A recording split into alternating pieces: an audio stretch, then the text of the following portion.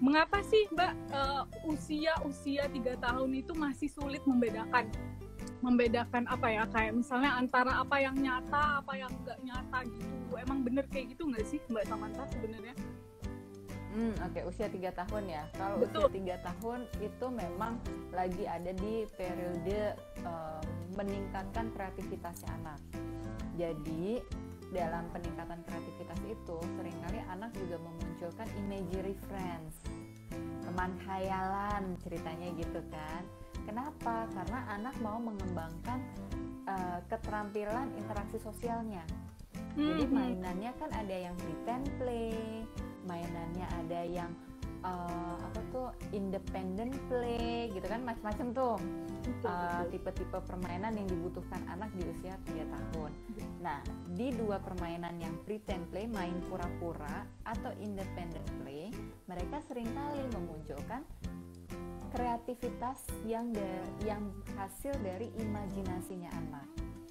Jadi kalau anak main gitu kan anak udah ngerti tuh, nonton film udah tahu, pernah main juga kan dari bayi sampai usia 3 tahun gitu kan, sama orang tua atau sama nenek atau sama teman-teman seusianya anak.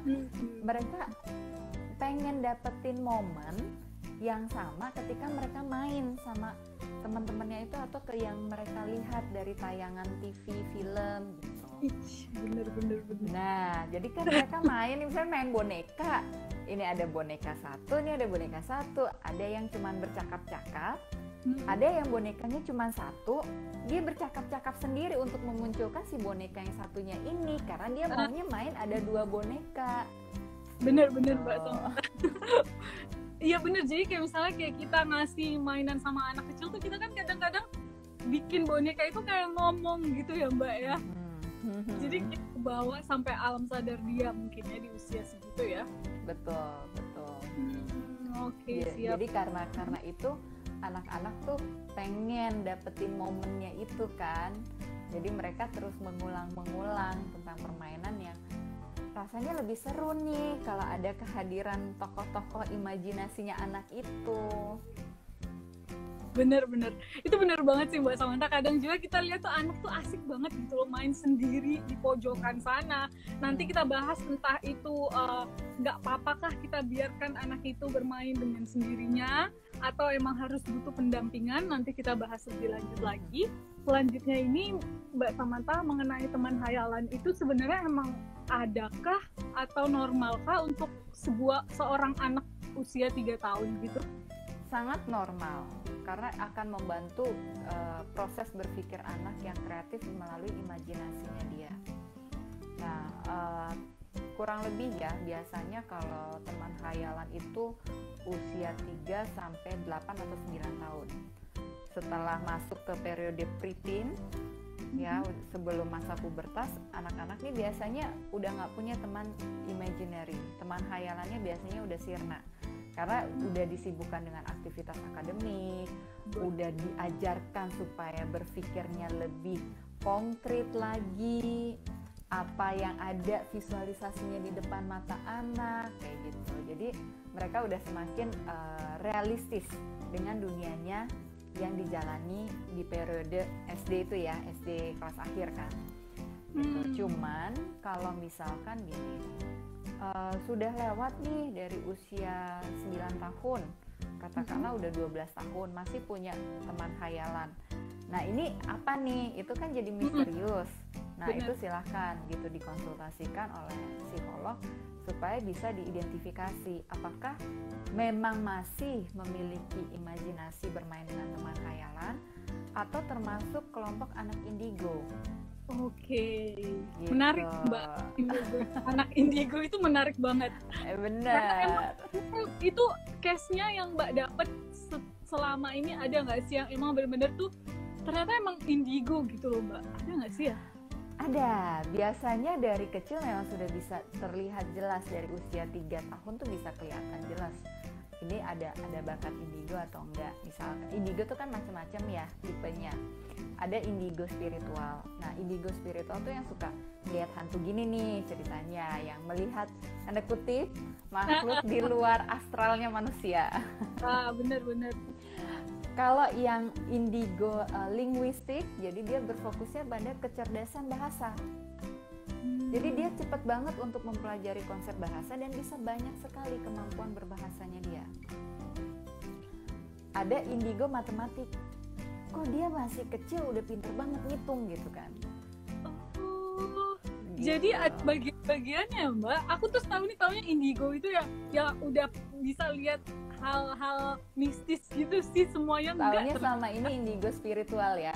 Iya, spiritual bener-bener. Jadi indigo itu memiliki kesamaan.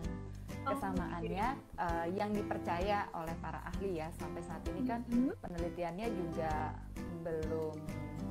belum terlalu lama ya, baru dimulai dari tahun 70-an. Jadi kalau di dalam bidang penelitian tuh masih dianggapnya so-so lah, belum terlalu lama banget, belum bisa dipakemkan, atau jumlah sampelnya tuh belum memenuhi yang bisa menjadi pakem gitu.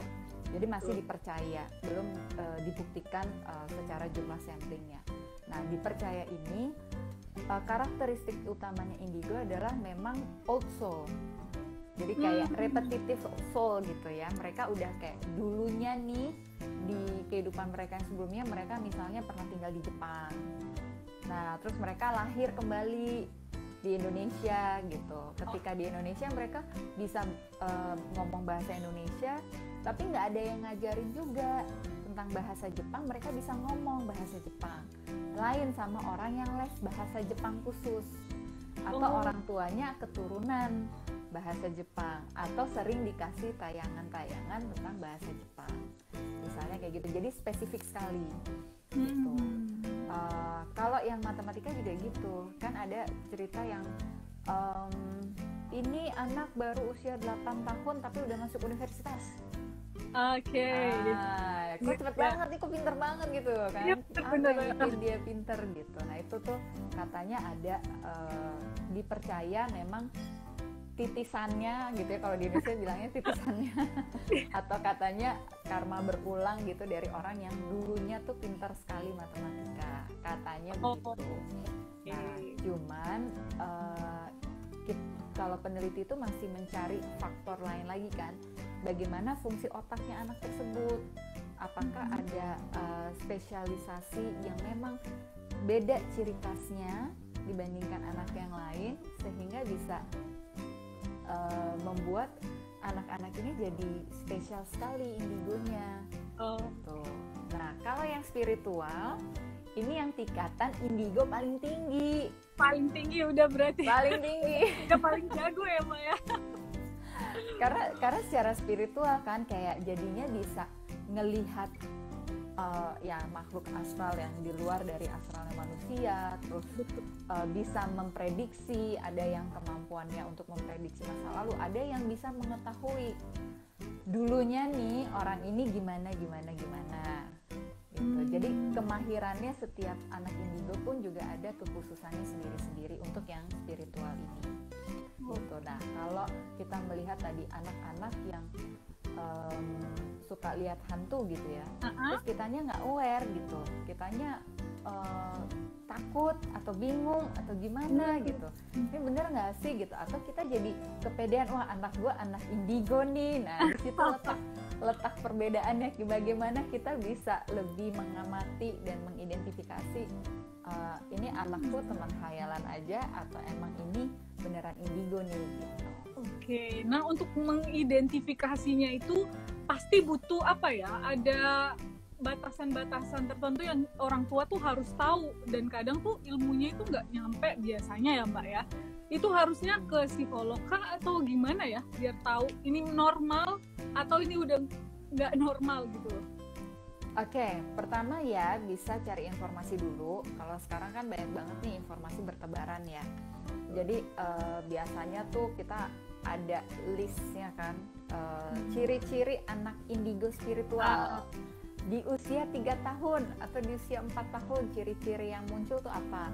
Nah itu bisa kita amati di perilaku anak kita. Paling nggak misalnya ada 10 ciri-ciri, 5 atau 6 udah tercukupi belum?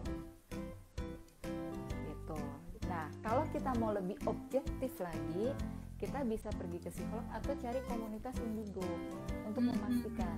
Biasanya komunitas indigo itu juga punya ini ya, tadi si ciri-cirinya itu, terus hasil researchnya atau apa yang bisa dibagikan, oh ya ini benar nih, diobservasi, diamati gitu. Jadi akan memberikan edukasi tentang pengasuhan untuk anak indigo ini, sebaiknya orang tua memperlakukan seperti apa. Karena biasanya kalau yang indigonya spiritual itu juga suka banget loh ngomongin tentang masalah religius. Jadi kenceng banget dia ngomong, apalagi kalau diajarin ya, kalau di rumah diajarin, religinya orang tuanya kuat, ngajinya kuat, kalau yang muslim, kalau yang non muslim aktivitas ibadahnya kuat, itu mereka nanti jadi nasihatin orang tuanya. Jadi banyak ya, jadi setelah jadi dikualifikasikan sebagai indigo tuh dampaknya emang banyak banget ke orang-orang sekitarnya juga ya Mbak ya? Betul. Tapi itu kalau dia dikasih tempat ya. Jadi dikasih tempat dalam arti kata orang tuanya sudah menjalankan positive parenting gitu ya, atau conscious parenting yang berkesadaran pengasuhannya. Jadi kamu kenapa, harus orang tuanya penasaran, orang tuanya cari jawaban gitu, akhirnya tahu ternyata anakku tuh punya kecenderungan anak indigo yang spiritualnya tinggi, terus diajarin tentang agamanya, diperdalam.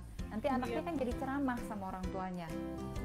Bunda nggak boleh gitu loh, nggak boleh bohong loh Bunda. Bunda kalau bohong Allah marah loh gitu. Atau misalnya tuh Bunda tuh, di belakang Bunda ada siapa tuh gitu kan. Kitanya yang kaget teriak-teriak kan. Ya benar-benar sih. Nah Mbak, balik lagi sama pembahasan kita di awal tentang teman hayalan di usia 3 tahun gitu kan. Apalagi anak yang usia 2 tahun sampai 3 tahun tuh udah mulai cerewet-cerewetnya tuh, nanya ini itu, lihat ini mau itu gitu kan Mbak ya. Nah ini masuk ke penyakit mental nggak sih kalau misalnya teman hayalan itu kayak kebawa terus sampai dewasa misalnya? Iya, kalau kebawa terus sampai dewasa, tadi saya sebutkan di awal kan, kalau di usia 9 tahun ke atas, apalagi kalau sudah remaja, masih memiliki dan terikat dengan teman hayalannya, maka perlu betul-betul pergi ke psikolog untuk mengetahui. Nah biasanya kalau teman hayalan itu, dia gambar aja tuh kelihatan di dalam gambarnya.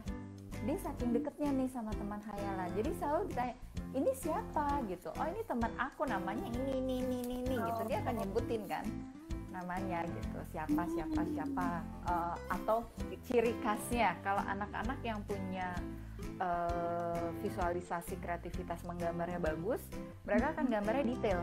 Jadi gambar si teman hayalannya juga diwarnain, dihiasnya tuh detail banget.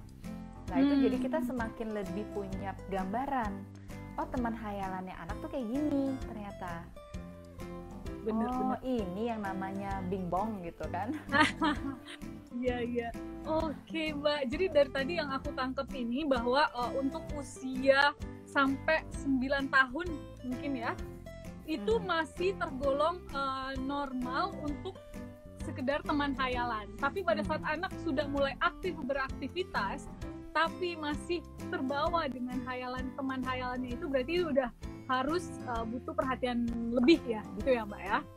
Betul. Nah, perhatian lebih lainnya lagi nih, kalau teman hayalannya itu mengundang vibrasi negatif ke anak. Misalnya gini, kalau teman hayalannya positif tuh ngajakin dia main, anak juga ngerasanya seneng kan. Kalau yang negatif, itu misalnya ngomong sendiri, ya. Terus nanti ditanya nih sama orang tuanya, kamu tadi ngomong sama siapa tuh di bawah pohon gitu? Oh ya itu ada pocong gitu. Ini antara anak yang ngomongnya ceplas-ceplos, nggak tahu juga dia dapat istilah pocong dari mana. Kalau di rumah nggak pernah ada yang nonton tentang film-film horor gitu ya, apalagi ngebahas film horor.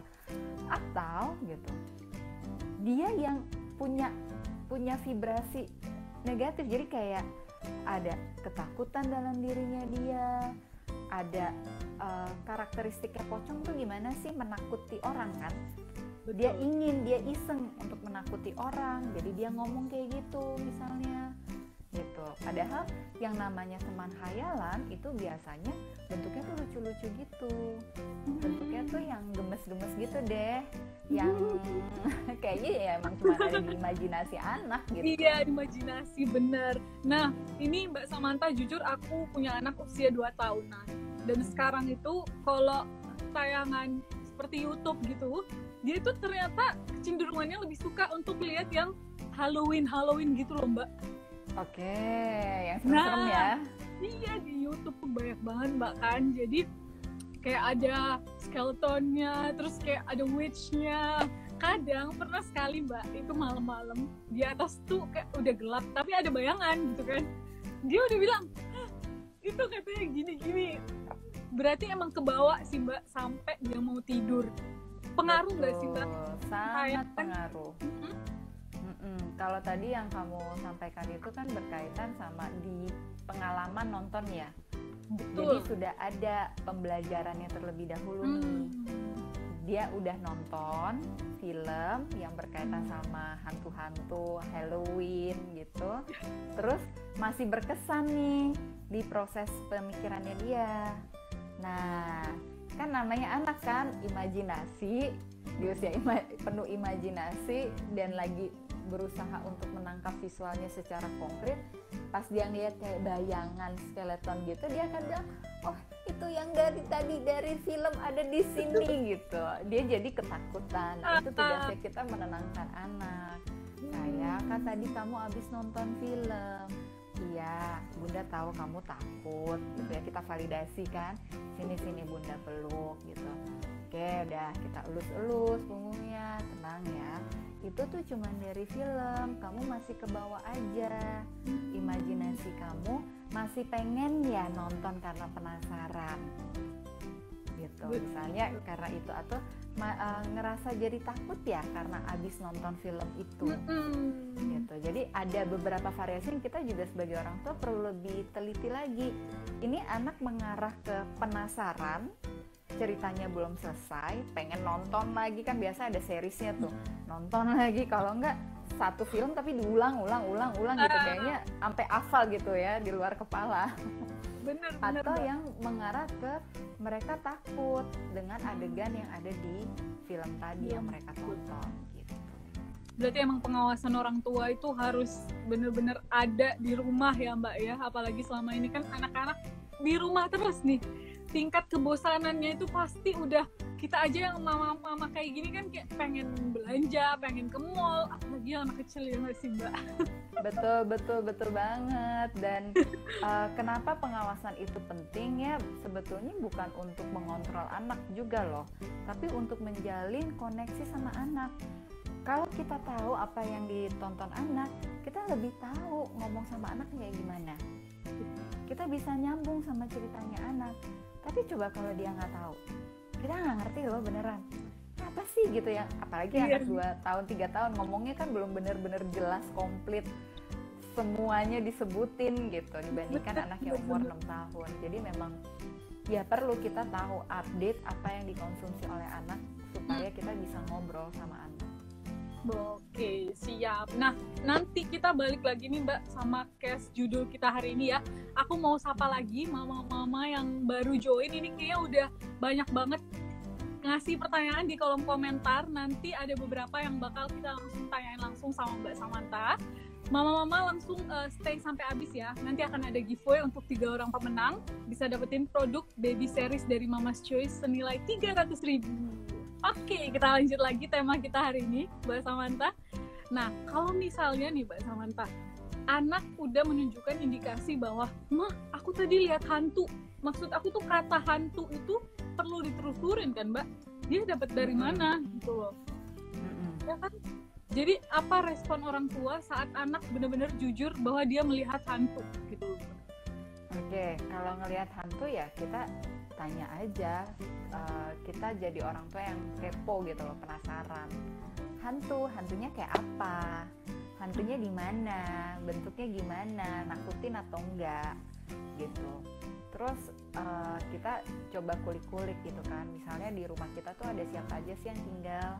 Misalnya ada asisten rumah tangga, ada helper, mereka nonton apa aja tayangannya, terus kalau mereka ngobrol tuh apa aja sih yang diobrolin, jangan-jangan suka tanpa sadar gitu ya, tanpa pengetahuan kita juga selama ini pernah suka ngomong sama sesama teman kerjanya, sesama helper, dasar lu hantu gitu kan, bisa aja kayak gitu. Tapi anak tuh langsung menyerap cepat kan, hah hantu gitu, cuman sekali denger tapi udah hah hantu gitu. Jadi yang dimaksud anak hantu tuh justru si helper ini, bukan hantu beneran. Oh iya, jadi mungkin persepsinya juga kadang juga harus ditelusurin lagi ya Mbak Samantha ya. Betul. Oh iya siap. Nah Mbak Samantha, aku mau pilih pertanyaan dari kolom komen dulu ya. Wow, banyak banget nih. Ini milihnya yang mana ya? Ya aku dari tadi ngelihat aktif banget ya. Makanya Mbak, ibu-ibu ini, ya ampun, bunda-bunda. pada ini penasaran sama tema kita, sama Mbak Samanthanya juga. Bagaimana? Oke, aku cari yang belum dibahas tadi ya. Oke, nah ini dari Mama ISR 85. Anak aku tuh sering banget manggil-manggil orang di rumah karena emang tinggal cuma bertiga. Dan cuma aku dan 2 anakku, jadi dia cuma tinggal bertiga. Gimana cara aku sebagai ibu nggak panik kalau dia lagi manggil-manggil gitu? Gimana ya Mbak? Mungkin dia manggil-manggil orang lain gitu ke bawah sadarnya. Gimana ya, manggil-manggil tuh apa nih? Apa kita undang aja? Jadi mungkin itu. Kenapa? Aku coba cari yang lain ya Mbak ya, bentar. Karena gini, kalau manggil-manggil, kita perlu juga tahu konteksnya dia. Manggil tuh pada saat dia bangun atau pada saat dia tidur. Kalau pada saat tidur kan berarti dia mengigau. Biasanya kalau anak mengigau, itu dia merepress rasa kecemasan yang dia rasakan saat dia bangun. Kalau pada saat dia bangun, dia memanggil-manggil, ih hantu, pocong lah, apa segala macam dia sebutin gitu. Bisa aja tuh dia emang tadi yang kita udah diskusikan, memang anak indigo, memang tadi ya ada konotasi-konotasi yang nggak tahu dia dapat dari mana, terus dia jadi menyebutkan itu, si makhluk-makhluk itu. Harus gimana? Pertama kita bisa bilang sama anak gini, Dek, Kak, sayang gitu ya, panggilan sayang kita sama anak apa? Coba deh lihat yang bisa dilihat sama semua orang aja, fokusnya sama itu. Jadi yang bisa dilihat sama semua orang tuh apa? Bunda, ayah, kakak, nenek, kita sebutin satu persatu gitu, meja, lemari gitu, untuk membantu anak bisa membedakan. Yang saya bisa lihat dan semua orang lain bisa lihat tuh apa? Kan kalau kita nggak kasih tahu secara konkret, anak nggak paham ya. Betul. Jadi kita bilangnya, coba kamu lihat yang bisa dilihat sama semua orang. Jadi kita paham kamu lagi cerita apa.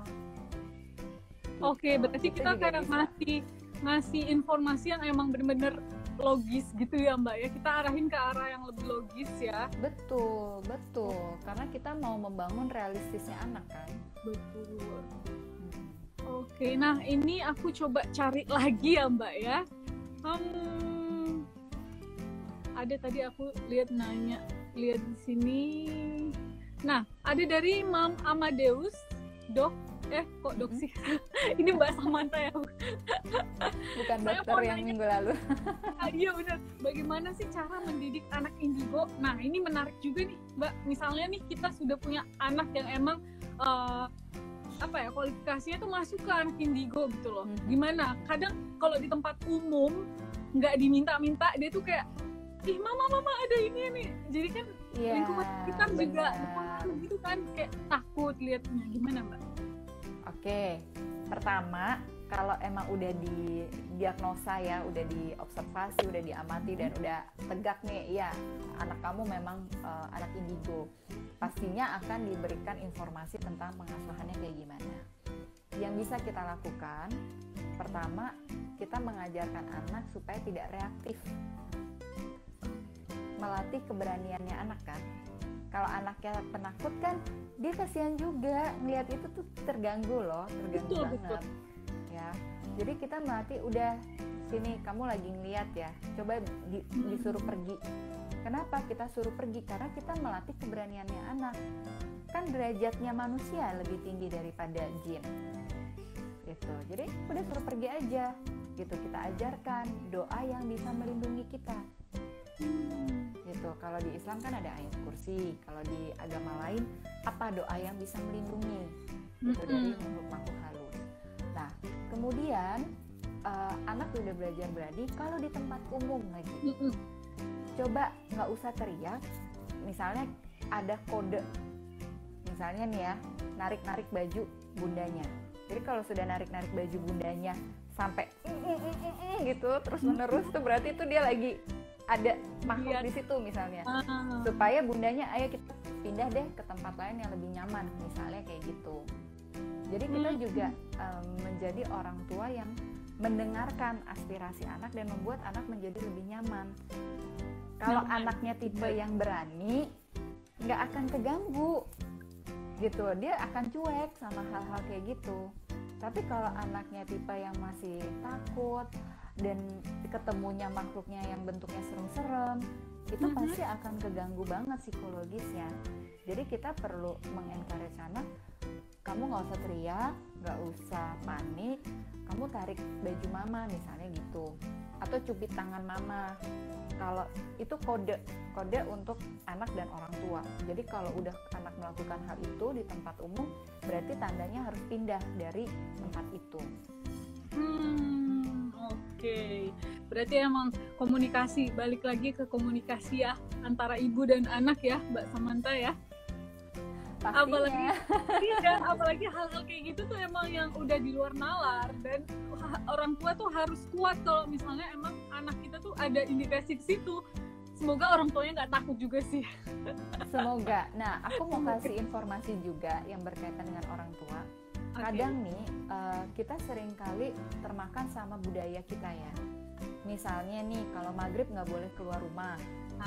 Terus nggak boleh beli pisang kalau apa gitu kan, nggak boleh, adalah gitu ya budaya-budaya tertentu kayak gitu kan. Kita perlu mencari logikanya dulu, logika alur berpikirnya. Kenapa di waktu maghrib itu nggak boleh pergi keluar? Emang iya kalau di waktu maghrib itu ada banyak hantu jin yang keluar? Jangan-jangan di waktu maghrib tuh cuman, nih loh waktunya tuh sebentar untuk sholat maghrib, cuman 30-40 menit gitu kan. Jadi perlu banget untuk bisa memaksimalkan di waktu itu untuk melakukan ibadah sholat maghrib untuk yang beragama muslim. Nah ini yang kita perlu tahu dulu konteks logikanya supaya kita bisa mengarahkan anak pada hal yang realistis, bukan pada hal yang tahayul katanya gitu. Bener. Karena itu akan jadi sugesti buat anak. Nah sama halnya kita, jangan-jangan sebagai orang tua sudah tersugesti karena pola asuh terdahulu, kemudian kita hidup di budaya yang dekat juga dengan hal-hal itu, dengan hal-hal mistis tahayul itu, kemudian kita jadi memproyeksikan. Karena di psikologi penglihatan hantu itu juga erat kaitannya dengan proyeksi kita.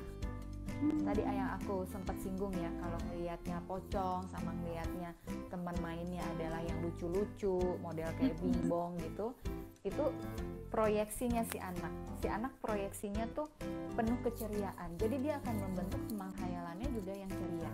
Tapi kalau anak yang penuh ketakutan, dia akan memproyeksikan teman khayalannya juga yang menyeramkan. Makanya kenapa hantu-hantu atau film-film Halloween itu tidak dianjurkan untuk anak-anak di bawah usia 8 tahun sebetulnya. Wah, aku dapat ilmu banget nih Mbak Samantha. Karena apa ya? Mungkin mereka ngelihat yang figur-figur yang nakutin itu kan baru pertama kali mereka lihat ya. Jadi mungkin kayak tertarik gitu loh. Akhirnya pengen Halloween gitu. Wah, ya, ini pengen Halloween tapi attract-nya karena jangan-jangan di dalam diri anak itu penuh rasa ketakutan dan dia kayak nemuin si tokoh yang bisa menggambarkan rasa ketakutannya dia. Betul banget. Bener Mbak Samantha. Ya ampun, ini seru banget sih diskusi kita hari ini. Aku bener-bener excited banget ya Mbak Samantha, apalagi figur dari Mbak Samantha ini bener-bener aku kayak amazing banget sih sama yang psikolog itu. Wah, jago banget sih sebenarnya.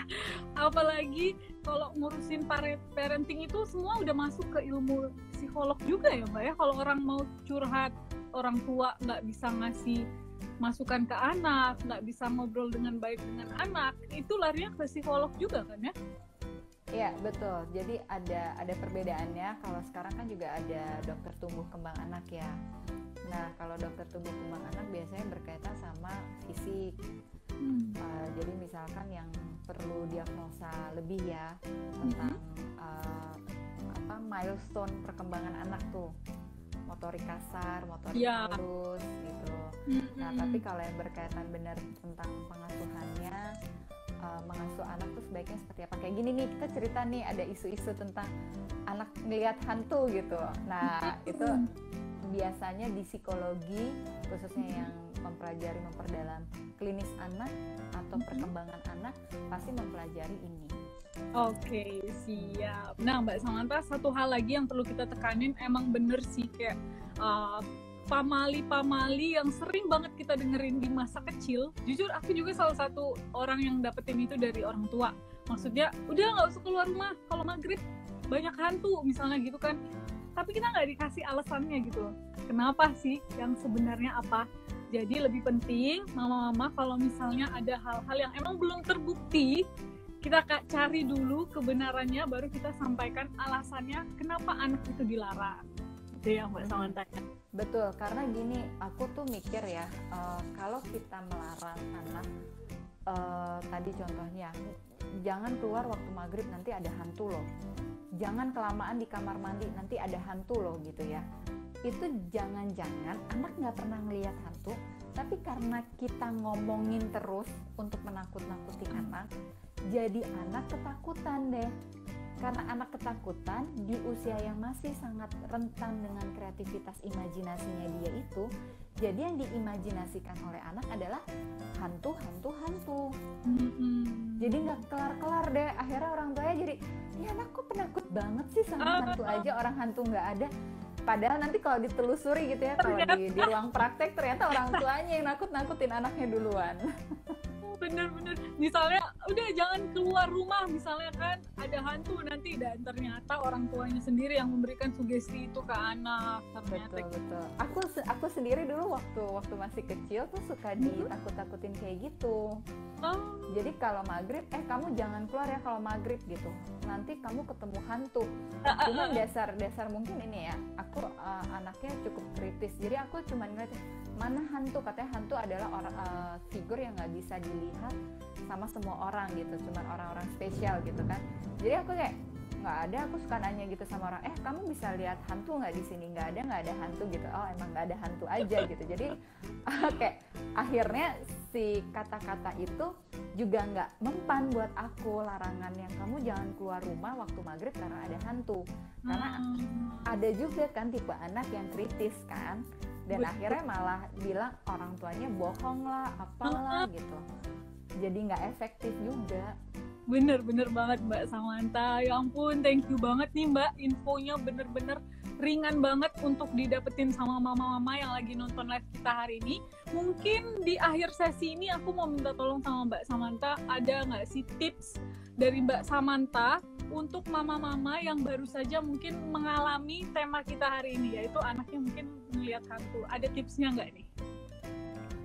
Untuk anak yang ngelihat hantu, tipsnya ya, pertama pastikan dulu yang dimaksud hantu sama anak itu apa. Karena kalau kita belum bisa memastikan yang dilihat anak itu apa, jangan-jangan nanti kita menggunakan persepsi kita, bukan persepsinya anak. Sedangkan apapun yang disampaikan anak, kita perlu gunakan persepsinya anak dulu supaya kita bisa ngarahin anak lebih tepat. Betul. Nah, Kedua, kalau kita udah tahu benar-benar maknanya apa, kita bisa ngarahinnya yang tadi sepanjang sesi berapa nih? Udah hampir 45 menit kita udah bahas terus itu gitu udah ya, panjang tipsnya banget apa. sih, lengkap banget. Yang mau nonton nanti ada siaran ulangnya ya Mama ya, mungkin ada yang kelewatan. Boleh dilanjut Mbak, ada lagi nggak? Yang ketiga, kita selalu mendekatkan anak dari sisi religius juga untuk menjadi pegangannya anak secara spiritual. Jadi kamu tuh jadi anak yang berani, kita tuh udah punya pegangan, Allah udah ngajarin gitu ya, doa-doanya tuh apa saja itu diajarkan memang dari kecil. Kenapa ya? Tentunya kalau dari penelitian ya, di Amerika itu ada peneliti tentang otak yang ambil sampelingnya itu adalah orang-orang yang ditahanan. Jadi penjahat kelas kakap dibedakan sama penjahat biasa yang dia di dalam penjara, tapi kalau yang kelas kakap kan di sel khusus yang nggak bisa diakses, dia bahkan nggak bisa keluar dari sel itu gitu. Nah itu diteliti otaknya, ternyata yang kelas kakap ini itu tidak pernah mendapatkan pelajaran agama sekalipun di dalam hidupnya dari dia kecil. Wow. Jadi nilai moralnya dia tidak ada, maka dia bisa jadi orang yang sangat sadis. Betul. Gitu. Nah, ajaran agama ini mengajarkan selain melindungi kita, mendekatkan kita dengan Allah gitu ya, juga mengajarkan nilai-nilai moral yang dibutuhkan oleh manusia supaya tadi kita bisa jadi berani, kita punya rasa yang baik, kita bisa berempati, kita bisa memaafkan orang, kita bisa memberikan kebaikan sama orang tuh seperti apa sih gitu. Siap, thank you banget infonya Mbak Samantha, terima kasih banyak. Bener-bener aku dapat insight banget nih buat aku terapin ke anakku sekarang. Semoga sehat selalu ya Mbak ya, keluarga panjang umur dan juga kamu juga ya sehat-sehat dan semua yang nonton juga sehat-sehat, sabar menghadapi anak yang lihat hantu. Siap, terima kasih ya Mbak Samantha. See you. Thank you banget. Kesempatan siapa tahu kita bisa ketemu lagi. Bye. Ya, amin. Bye. Assalamualaikum. Waalaikumsalam.